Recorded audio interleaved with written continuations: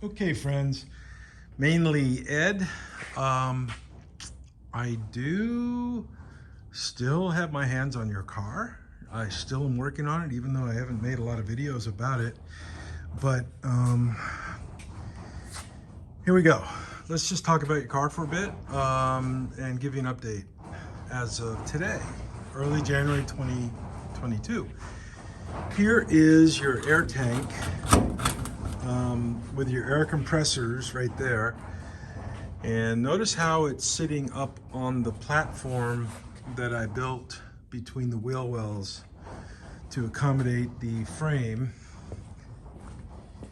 right here, to accommodate that frame. And I built a little frame that the compressor can sit on. I took off the old frame that was on it to allow it to fit underneath the package tray. And this right here is the package tray right there where the speakers go, or where the speakers can go in a traditional car. And I made it so it would fit right in there nicely. And I just made this bracket right here like a little platform to sit on. And I'm going to drill holes in here and same way on this side and bolt it down, and probably bolt it down in the middle here also. And so that's where that's going to go.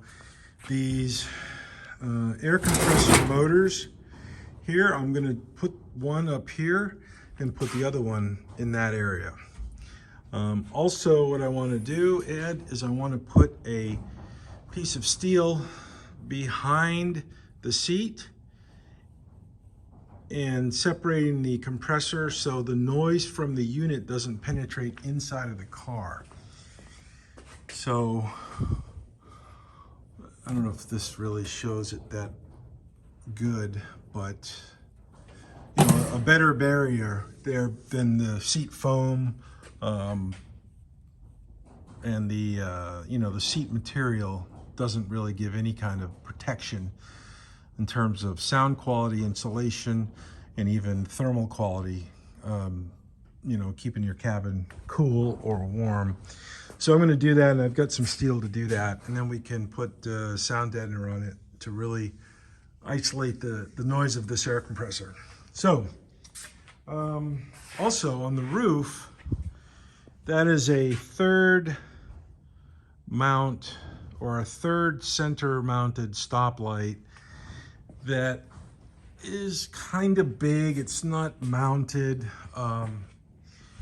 It could go in there. I could, you know, taper the roof back a little bit, open it up and fit that inside of the roof, and then build it up a little bit, and then maybe on top of it, where the sheet metal would come up over it, put a little shark fin for like a satellite antenna or something along those lines, or not leave any light at all. So that's something to maybe do, maybe give it a little bit more safety, blend it in so it doesn't really stick out.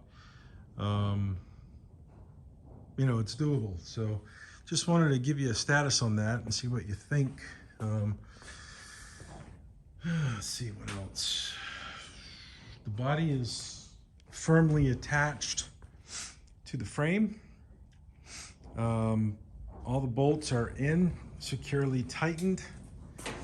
The brake master cylinder is sitting right here on the floor, but the brackets and such have already been built, and you can't really see it under there. There it is right there.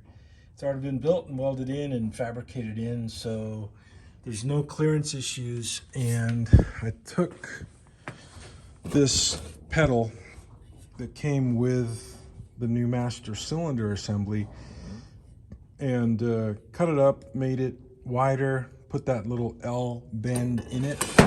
So your foot, and I think I've talked about this before, so your foot, your brake pedal, your braking foot isn't in a weird position. This is a problem with a lot of aftermarket stuff, guys that are doing this, shops that are doing this. They don't accommodate, or they don't consider the placement of your feet. going from one car to the next, there's a general familiarity between the relationships of your feet to the pedals and your your orientation to the steering wheel. It's pretty uniform, it's pretty consistent, and if we kept this brake bar as it was, that feeling would have been thrown way off. And that gas pedal, accelerator pedal, may or may not stay. I don't really like it so bulky right here on the floor, but we'll see how it develops, and I might get one that goes up above. I think the later model Camaros have a gas pedal that mounts properly. But the thing that kind of throws us off a bit is the hump from the firewall. That's, of course, remember, that's the aftermarket firewall, because your motor is sitting right back in here. Let me get a light, shine that in there. And you can see that the size of, or the space between the motor and the firewall is relatively close, but it's not too close, but it does have a measurable setback in a bit. So it's all little things that I'm working on. And the seats are in. There's a little bit of stitching together the springs. Let me get the light again in here. I'll show you a little bit better in the next video, but stitching those springs together. And of course your new transmission is right here. Right here. And I drove this car, or the Tahoe, with this transmission in it. I think you remember on the videos. So this thing shifted through all the gears, reverse, no noises, no problems. Probably just a normal maintenance and service on it, like an oil change and maybe a tune-up. Just a regular service on that is in order. So just wanted to share this ad and see what you think. Let me know, and also send me an email and let me know your thoughts and feelings on that. So, Ed, take care. See ya. Bye.